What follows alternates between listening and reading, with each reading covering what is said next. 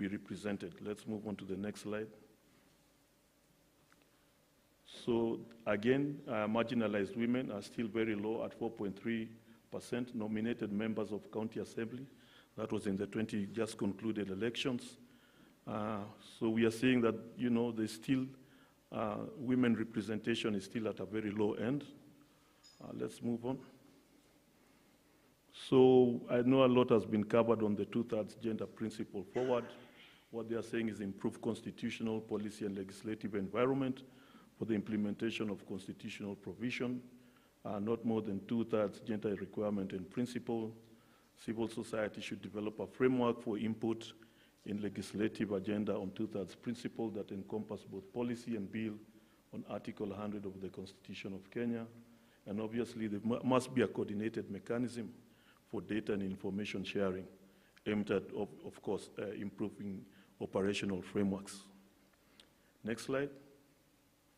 I think it's continued, develop a national program, and I think all these programs have been done. Problem has been enhancement and effectiveness, including trainings, information sharing, profiling of women, mentoring among other effective strategies, and so on and so forth. The other one, obviously, and I think some of the presenters, is how do we come up with a very effective public education program to deliver both civic education and voter education, and this we have seen was missing in the last election. So that is something that we need to do.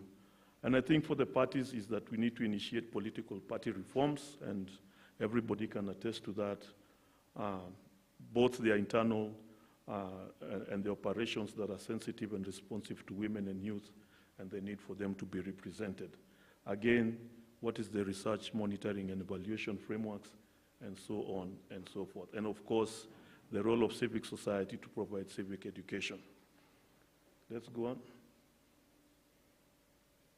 Let's move on. No, let's go back to the last slide. So what we are seeing is that in 2013, governor, there was not even one. Was there any elected woman governor, Ambrose? There wasn't. So, but MCAs, we saw in 2013, and as we compare that with 2017, we are seeing that more and more women are participating. I think right now we have more women who've been elected governors. I think that's something that we give upload to. Let's go to the next slide by Tifa. So what is the most unimportant or least important position, as has been seen by other civil societies? People are citing women rep. I don't know. They're saying it's the least important, seat. That's what people feel, according to Tifa. Okay, let's continue. Let's continue. So I think this is maybe the challenges of women participation and what are the challenges that they are facing. Basically biases during debates in parliament. Other parliamentarians view women as minors. Men in politics don't believe in ideas given by women. And some men don't allow women to give out ideas during parliament sittings. This is something that I think those who've been able to research on sittings on parliament have been able to see. Discrimination by members of the public during campaigns and other women in office. Let's see other challenges.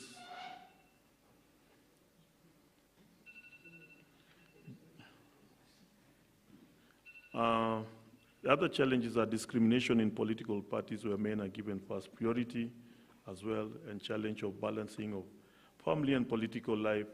Opposition, and I think this is a very great point, opposition from their fellow women during campaigns, violence and intimidation by men and the community at large, lack of information about politics, and lack of community and family support. So I think in a very short summary, that was a short presentation, but thank you for listening. Thank you so much, Edward and Ambrose. You almost kept time. I was hoping the alarm won't go off. Now the last presentation, I'm not sure who is going to make the presentation.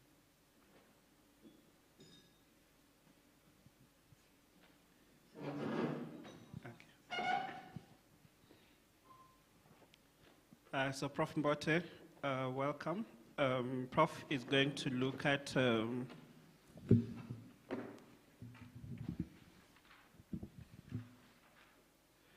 the elusive two-thirds gender rule.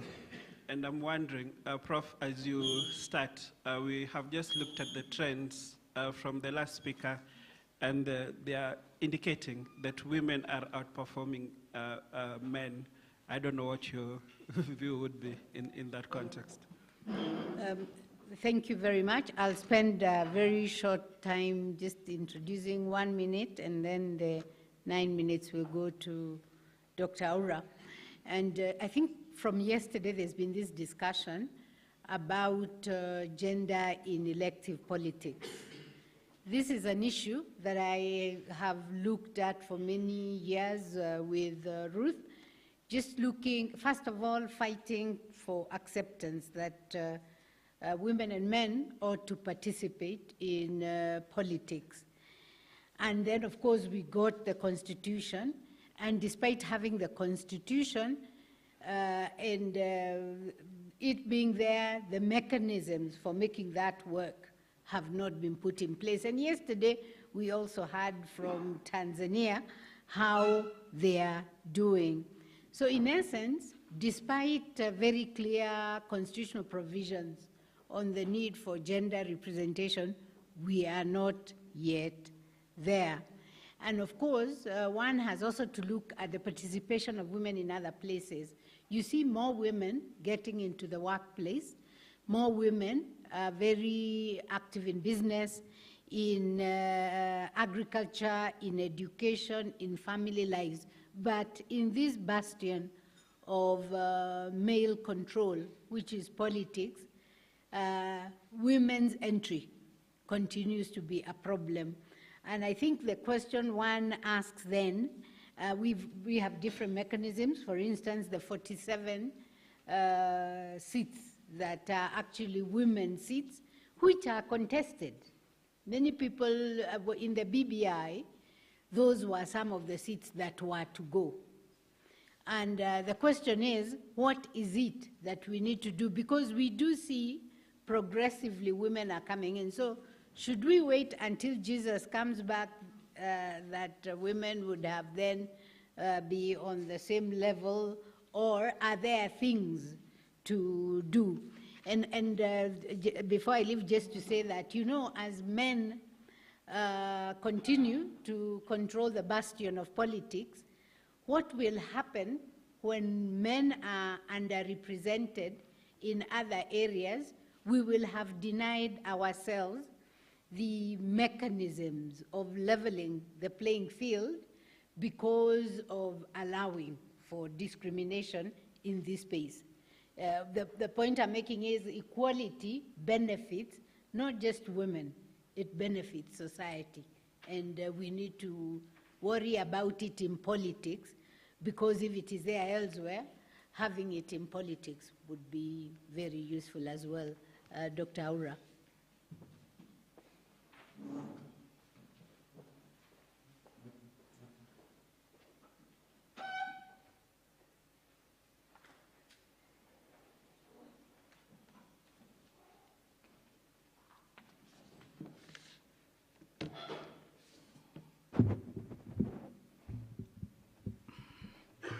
Thank you. It's too low.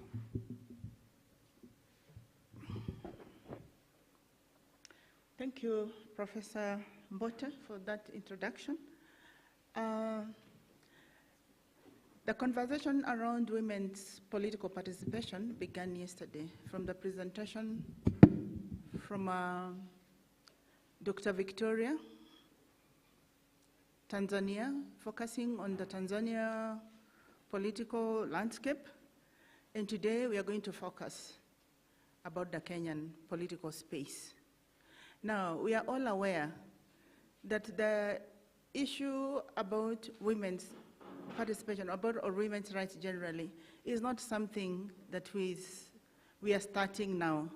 It has been there. Even women who are privileged, like Eleanor Roosevelt, the former First Lady of the US, President Franklin, had many years back in 1946 you know, she urged the government of the world to encourage women, you know, to participate and provide spaces for them to participate.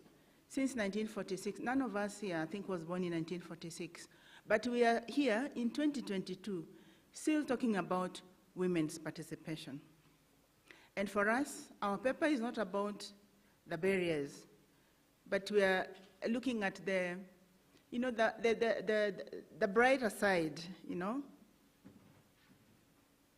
of the story. We have, maybe just bring you back to speed. I'm just going to go on I'm not going to go on the slides because this is a conversation, but the slides are there. I'm waiting for him to do, but I wanted us to look back. In 2012, when the Constitution had just been, like 2 years into the Constitution, President Kibaki, because we expected him to have been the first person, you know, to set a good precedent for nominating women at par in terms of, you remember the story of the county commissioners that brought problems? I'm just jogging your mind so that you can remember where we are going. You know, the matter was taken to court. Nevertheless, it did not comply with the court order.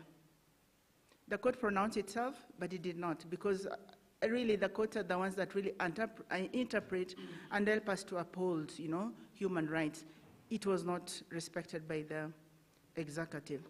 Again, we have this case for Ngek, suing IBC for failing to ensure that the political parties' non-compliance of the two-thirds gender rule in the 2013 elections, again, that did not go anywhere. Remember again the case of Crew, trying to force government, not really forcing, but demanding that at least the parliament be dissolved for not complying with the two-thirds gender rule because it was unconstitutional. Again, it never saw the day of the light. And our own Chief Justice, you know, Justice, the former, retired Justice David Maraga, did an advisory opinion to the president advising him to dissolve parliament in 2020. That didn't work. So we are saying, despite these frameworks being there, we have from 1952, few of us know about the Convention of Political Women, on Political Rights of Women, which started in 1952 before even CEDAW came in, before Maputo Protocol, before our constitution. I'm not going to go to the framework because I want us to have a conversation. Now, despite all this, nothing is changing. So what is the problem? Is it the law?